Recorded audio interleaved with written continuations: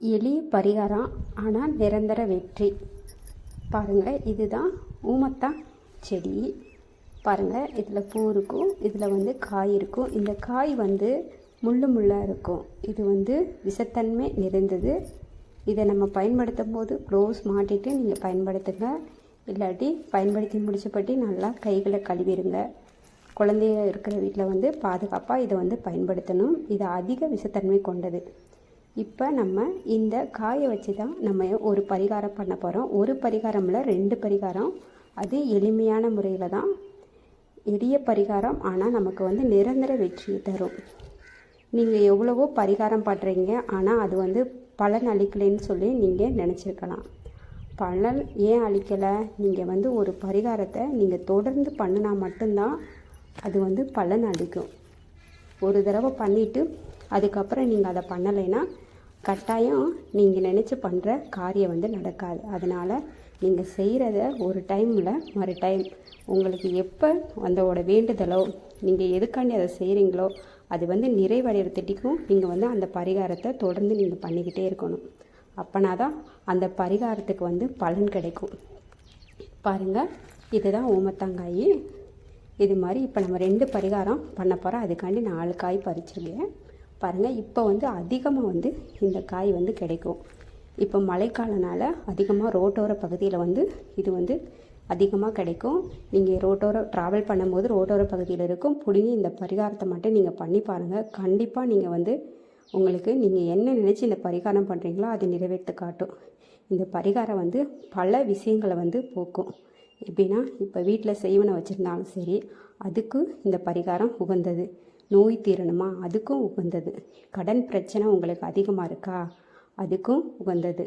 அதனால் நீங்கள் இது எல்லாத்துக்குமே இந்த ஒரு பரிகாரம் எல்லாத்துக்குமே 2 பரிகாரம்னு சொன்னேன்ல. இப்போ முதல் நம்ம இந்த காயை எப்படி ஃபஸ்ட்டு க்ளீன் பண்ணிக்கணும்னு பார்த்துக்கணும். இது விஷத்தன்மை நிறைந்த காய், முள்ளாக இருக்கும். கேர்ஃபுல்லாக நீங்கள் இதை க்ளீன் பண்ணுங்கள், சரிங்களா? இந்த மாதிரியா கத்தியை வச்சு கட் பண்ணி நீங்கள் ஈஸியாக விதை ரிமூவ் பண்ணிடலாம்.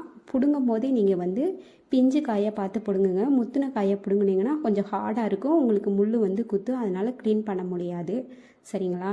அதனால் நீங்கள் நல்லா பிடுங்கும் போது சின்னதாக பிஞ்சு காயை எடுத்து நீங்கள் கட் பண்ணிடுங்க. பாருங்கள், எப்படி கட் பண்ணி ஈஸியான விதையெல்லாம் வந்துடும். நீங்கள் பிஞ்சு காய் எடுத்திங்கன்னா விதையெல்லாம் வந்துடும். இது நம்ம எடுத்தாச்சு. இந்த ஊமத்தான் காய் விளக்கு நீங்கள் உங்களுக்கு நோய் அதிகமாக இருந்தாலும் சரி, கடன் அதிகமாக இருந்தாலும் சரி, ஏன்னா அதுக்கப்புறம் உங்களுக்கு எதனால் ஒரு நல்ல வேலை கிடைக்கணும், இல்லை உங்கள் குழந்தைங்க நல்லா படிக்கணும் அப்படின்னு நினச்சி நீங்கள் உங்களுக்கு என்ன வேண்டுதல் இருக்கோ அதை நினச்சி நீங்கள் இந்த காய் சிவபெருமானுக்கு நீங்கள் ஏற்ற போகிறீங்க. சிவபெருமானுக்கு தான் உகந்தது ஊமத்தாங்காய். ஊமத்தான் பூ சிவபெருமானுக்கு உகந்தது, சரிங்களா? இப்போ அதனால் உங்களுக்கு என்ன வேண்டுதல் வேணுமோ அதை மனதார நினச்சிக்கோங்க. இந்த வேலையை தொடங்கும் போதே நீங்கள் மனசில் அதே சிந்தனையிலே இருக்கணும், சரிங்களா? இப்போ க்ளீன் பண்ண காயை நீங்கள் எடுத்துட்டு அதில் நீங்கள் சந்தனம் குங்குமம் வச்சு நீங்கள் அதை அலங்கரிச்சுக்கோங்க. எப்படி நம்ம நார்மலாக ஒரு அகல் விளக்கு ஏற்றும் போது அந்த அகல் விளக்கில் எப்படி நம்ம சந்தன குங்குமம் வச்சுக்கிறோமோ அதே மாதிரியே வச்சு நீங்கள் வச்சுக்கோங்க. இப்போ இந்த ஊமத்தங்காய் வைக்கிறதுக்கு கீழே நீங்கள் ஒரு 2 மண் அகல் விளக்கு வச்சுக்கோங்க. இப்போ நமக்கு தேவை 2 அகல் விளக்கு நம்ம ஏற்றணும். அதுவும் இது சிவபெருமானுக்கு ஏற்றணும். நீங்கள் போய் பிரதோஷ தினத்தன்று இதை போய் சிவன் கோயிலில் ஏற்றுனீங்கன்னா உங்களுக்கு கண்டிப்பாக நீங்கள் நடக்கிற வேண்டுதல் நிறைவேறும். அதுவும் நீங்கள் 9 பிரதோஷம், நீங்கள் 2-3 பிரதோஷத்துக்குள்ளேயே உங்களுக்கு நீங்கள் என்ன நினைக்கிறீங்களோ அது கண்டிப்பாக நடக்கும், சரிங்களா? உங்களால் பிரதோஷ தினத்தன்னைக்கு போக முடியினாலும் நீங்கள் இடையில நீங்கள் எப்போ சிவன் கோயில் போகிறீங்களோ, வெள்ளி செவ்வாய்க்கு போகிறீங்களோ அப்போயே நீங்கள் இதில் விளக்கேட்டுக்கலாம், சரிங்களா? இந்த மாதிரி விளக்கு போடலாம். நீங்கள் என்ன கோரிக்கை வைக்கிறீங்க அந்த சிவபெருமான் கண்டிப்பாக நிறைவேற்றுவார். பாருங்கள், இந்த மாதிரி ரெடி பண்ணி வச்சுக்கோங்க. பாருங்கள், ஆனால் இதில் ஊற்ற வேண்டிய எண்ணெய் இழுப்பை எண்ணெய் தான் ஊற்றணும். சிவபெருமானுக்கு உகந்த எண்ணெய், அந்த எண்ணெய் மட்டும்தான் நீங்கள் ஊற்றணும். இழுப்பை எண்ணெய் மட்டும்தான் ஊற்றணும். பாருங்கள், இந்த மாதிரி ரெடி பண்ணி வச்சுட்டு நீங்கள் மனதார சிவபெருமானை நினச்சிட்டு சிவபெருமானோட மந்திரம் இது என்ன தெரிஞ்சிச்சுன்னா அதை நீங்கள் சொல்லுங்கள். இல்லை ஓம் நமச்சிவாயான்னு சொல்லிட்டு சிவபெருமானுக்கு இந்த விளக்கை நீங்கள் ஏற்றுங்க, மனசார ஏற்றுங்க.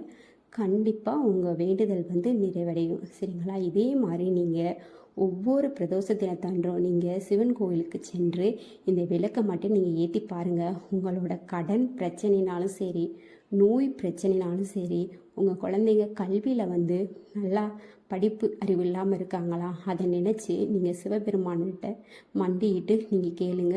கண்டிப்பாக வந்து இதை வந்து நிறைவேற்றுக்காரு. அதே மாதிரி எதிரிகள் தொல்லையும் அதிகமாக இருக்கும். இந்த விளக்கை அதுக்கும் போடலாம். அதனால் இப்போ நிறைய பேர் உங்களை வந்து அபகரித்து உங்கள் நிலத்தை சொத்தை இந்த மாதிரி எல்லாமே அவங்க எழுதி வாங்கிடுவாங்க. அந்த இதுலேருந்து மீட்டு கொடுக்கறது கூட இந்த விளக்கு வந்து ரொம்ப உகந்தது. உங்கள் மனசில் சிவபெருமானை நினச்சி மனசார நீங்கள் இந்த தீபத்தை நீங்கள் ஏற்றுங்க. கண்டிப்பாக நீங்கள் சிவபெருமானுக்கிட்ட வைக்கிற கோரிக்கை வந்து கண்டிப்பாக நடக்கும். பாருங்கள், அதை விட அந்த பூவையும் பறித்து கொண்டு போங்க. ஊமத்தான் பூ இது வந்து சிவபெருமானுக்கு ரொம்ப பிடிச்ச பூ, ரொம்ப பிடிச்ச காய். இதில் வந்து நீங்கள் விளக்கு போடுறதுனால உங்களுக்கு கோடி புண்ணியம் கிடைக்கும். சரிங்களா? நீங்கள் உங்கள் வேண்டுதல் என்ன, உங்களுக்கு என்ன வேண்டும் அப்படின்னு நினச்சி மட்டும் நீங்கள் எப்போதுமே உங்கள் வேண்டுதலை மனசில் வச்சுக்கிட்டு சிவபெருமானோட மந்திரத்தை சொல்லிக்கிட்டு நீங்கள் வந்து இந்த விளக்கை ஏற்றணும். சரிங்களா? வேறு எந்த சிந்தனையிலையும் இருக்கக்கூடாது. உங்களுக்கு அந்த காரியம் வெற்றி அடையும் வரை இந்த தீபத்தை நீங்கள் போடலாம். ஆனால் நீங்கள் போட்டு பாருங்கள், கண்டிப்பாக இது நம்பிக்கையோடு நீங்கள் செய்யணும். நீங்கள் வந்து நம்பிக்கையோடு செஞ்சால் மட்டும்தான் இந்த பரிகாரம் வந்து பலிக்கும். சரிங்களா? சிவபெருமானுக்கு கண்டிப்பாக உங்கள் மனதார சிவபெருமானை நினச்சிட்டு நம்பி நீங்கள் விளக்க இடுங்க. உங்களுக்கு இப்போ ஒரு 5 லட்சம் 6 லட்சம் கடன் இருக்குது, எனக்கு வந்து இந்த கடன் வந்து ஏன்னா அடைந்து விடணும் சீக்கிரமானு சொல்லி நினச்சி நீங்கள் சிவபெருமானுக்கிட்ட நினச்சி இந்த விளக்கை வந்து ஏற்றுங்க. உங்களால் ஆனால் கண்டிப்பாக பிரதோஷ தினத்தன்னைக்கு போட்டிங்கன்னா உங்கள் வேண்டுதல் வந்து சீக்கிரமாக நிறைவடையும். அப்படி இல்லைன்னா நீங்கள் சிவன் கோயிலுக்கு போகிறப்ப திங்கட்கிழமை சோமவாரத்தில் வந்து நீங்கள் இந்த விளக்கு ஏற்றலாம். திங்கட்கிழமை போய் போடுங்க, செவ்வாய் வெள்ளி போடுங்க. கண்டிப்பாக உங்கள் வேண்டுதலை வந்து அந்த பெருமான் வந்து அந்த ஈசன் வந்து நிறைவேற்றி காட்டுவார். சரிங்களா? பாருங்கள், இந்த மாதிரி நீங்கள் அழகாக ஏற்றுங்க. இதன் மூலம் உங்கள் வாழ்க்கையில் வந்து நிறையா வெற்றி அடையலாம். தொடர்ந்து இதை செய்யுங்க. இப்போ நீங்கள் ஒரு பரிகாரம் செய்கிறீங்கன்னா அதை நீங்கள் தொடர்ந்து செஞ்சால் மட்டும்தான் அதனோட பலன் வந்து உங்களுக்கு கிடைக்கும். அதை விட்டுட்டு நீங்கள் ஒரு தடவை மட்டும் நீங்கள் விளக்கை ஏற்றிட்டு எனக்கு வந்து சிவபெருமானு நான் விளக்கு போட்டேன், எனக்கு வந்து என்னோட பரிகாரத்தை நிறைவேற்றலைன்னு மட்டும் நீங்கள் ஒருபோதும் எண்ணாதீங்க. எதோ ஒன்று நீங்கள் வேணும்னு நினச்சி தொடர்ச்சியாக செய்கிறீங்களோ அது வந்து கண்டிப்பாக உங்களை வந்து வந்தடையும். சரிங்களா? அதனால் நீங்கள் உங்கள் வேண்டுதலுக்கான கோரிக்கையை சிவபெருமானிடம் ஒப்படைத்து விடுங்கள். ஒப்படைத்து விட்டு இதை வந்து நீங்கள் அடுத்ததாக 2வது பரிகாரம் பார்ப்போம். இந்த பரிகாரம் செய்வது மூலம் நமக்கு வந்து கண் திஷ்டி வந்து தீர்ந்து போகும். தீய சக்திகள் வந்து நம்ம வீட்டுக்குள்ளே இருந்தாலும் வெளியில் போயிடும். தீய சக்திகள் நம்ம வீட்டுக்குள்ளேயே வராது. அதே மாதிரி செய்வன கோளாறு, பில்லி சூனியம் இந்த மாதிரி எதுவும் செய்வன கோளாறு செஞ்சாலும் இந்த பரிகாரம் செய்கிறது மூலம் வந்து ஏன்னா நமக்கு வந்து எந்த பாதிப்புமே வராது. நம்ம வீட்டில் வாசப்படியை கூட அண்டாது, வாசலை கூட அண்டாது. அந்த மாதிரி சக்தி வாய்ந்தது தான் இந்த பரிகாரம். 2 ஊமத்தாங்காய் எடுத்துக்கோங்க. அதில் 2லையும் கல்லுப்பை வந்து நல்லா நிரப்பிக்கோங்க. பாருங்கள், இந்த மாதிரி வச்சு கல்லுப்பை வந்து நிரப்பிக்கோங்க.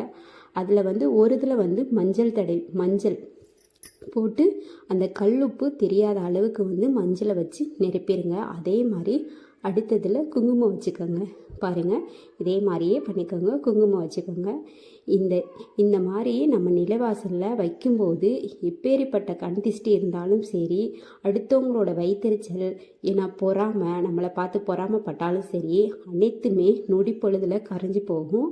இந்த பரிகாரத்தை வாரந்தோறும் வெள்ளிக்கிழமை மதியம் 1 மணிக்கு நீங்கள் இதை செய்யுங்க. வெள்ளிக்கிழமை மதியம் 1 மணிக்கு இதை வந்து நீங்கள் செஞ்சீங்கன்னா கண்டிப்பாக வந்து சக்தி உண்டு. இதை வந்து நம்பிக்கையோடு நீங்கள் செய்யணும். எப்படி சொல்கிறது, ஒரு தடவை பண்ணி பார்த்துட்டு மறு தடவை பண்ணாமல் இருக்கக்கூடாது. நீங்கள் தொடர்ந்து இதை ஃபாலோ பண்ணிகிட்டே வந்தீங்கன்னா உங்கள் பிரச்சனைகளுக்கான தீர்வு வந்து கண்டிப்பாக கிடைக்கும். சரிங்களா? எதிரிகள் வந்து நமக்கு எதுவும் தீங்கு நினைக்கணும்னு நினச்சா கூட இந்த சக்தி வந்து அவங்கள வந்து நெருங்க விடாது. அதனால் இந்த பரிகாரத்தை வந்து நீங்கள் வெள்ளிக்கிழமை வாரந்தோறும் வெள்ளிக்கிழமை செஞ்சால் போதும். கண்டிப்பாக உங்களோட பிரச்சனைகள் அனைத்துமே தீர்ந்து போகும். உங்கள் நிலைவாசப்படியில் 2 பக்கமுமே ஒன்று வச்சிட்டிங்கனாலே போதும். ஏன்னா இந்த மாதிரி ரெகுலராக நீங்கள் ஃபாலோ பண்ணிகிட்டே வாங்க. நீங்கள் கண் திஷ்டியிலேருந்து உங்களுக்கு விடுபட்டுருவீங்க. அதனால் நீங்கள்